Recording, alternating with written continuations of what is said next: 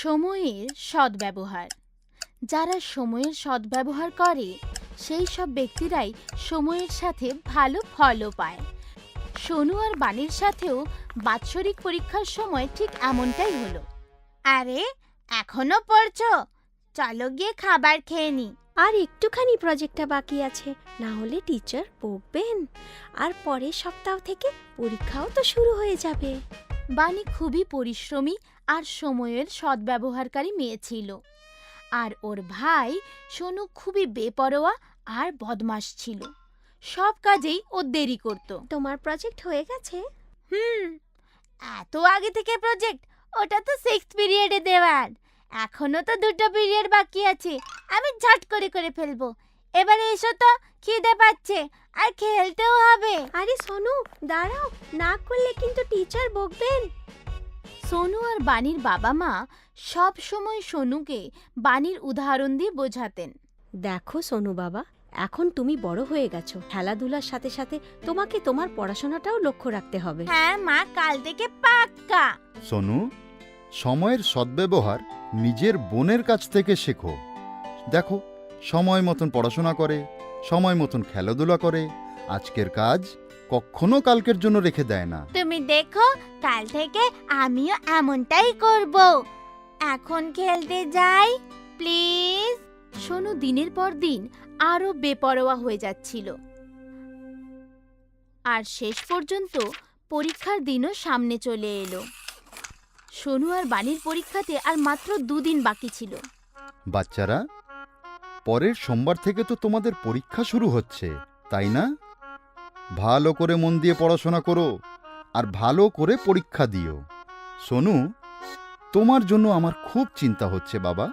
তুমি সবসময় আজকের কাজ কালকে করবে বলে রেখে দাও। পড়াশোনায় ফাঁকি দিতে নেই। বাণীর মতন সব কিছু ভালোভাবে পড়ে রাখবে, ঠিক আছে? আরে বাবা, পরীক্ষা হতে এখনো 2 দিন বাকি আছে। আমি সব পড়ে ফেলবো, সব কিছু। এখন আমি খেলতে যাচ্ছি। না খেললে না আমি পড়াশোনা মন দিয়ে করতেই পারি না।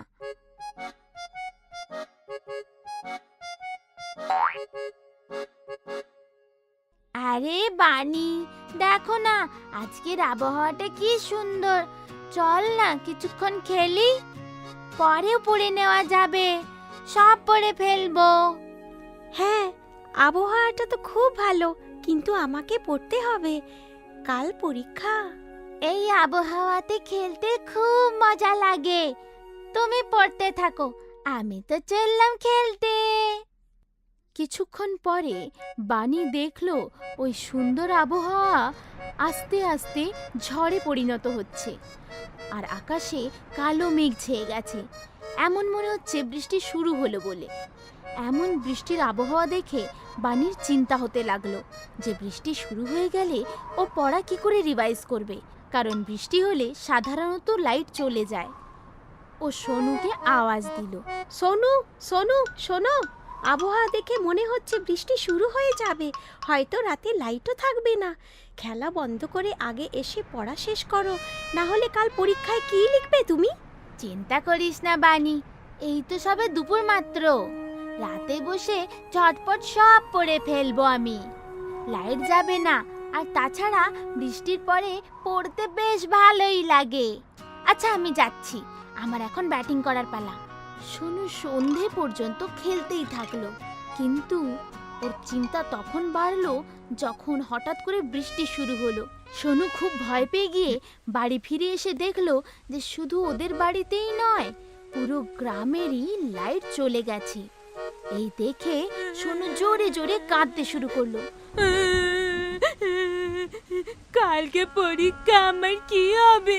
আমি তো এখনো একটুকুও কিছু পড়িনি, আর এখন তো লাইটও নেই। আমি তো ফেল হয়ে যাব। আমি আগেই বলেছিলাম না যে পড়াশোনাটা আগে করে নে? আমি তোমাকে 1 সপ্তাহ আগেই বলেছিলাম যে সময় মতন পড়াশোনা করে নেবে, কিন্তু তুমি তো কোনো কথাই শোনো না। এখন ভোগো। সরি বাবা, এখন আমি কি করি? আমি কালকেই সব কিছু পড়ে রাখলে ভালো হতো। ও বুঝতে পেরে গেছিল যে ওর নিজের গাফিলতির কারণে ওর কাছে পড়ার সময়টুকু আর আর নেই। কেঁদে কোনো লাভ নেই। এখন বুঝতে পারলি কেন তোকে সকলে বোঝাচ্ছিল? এখন কান্না থামা, চল আমার সাথে। আমি সব কিছু ভালো করে পড়ে নিয়েছি। আমি তোকে সব কিছু ভালো করে বুঝিয়ে দেব আর মুখস্থও করিয়ে দেব। চলো। পরের দিন দুজনে মিলে খুশি মনে পরীক্ষা দিতে গেল। যারা করে সময়ের সম্মান তারাই পরবর্তীকালে হয় মহান।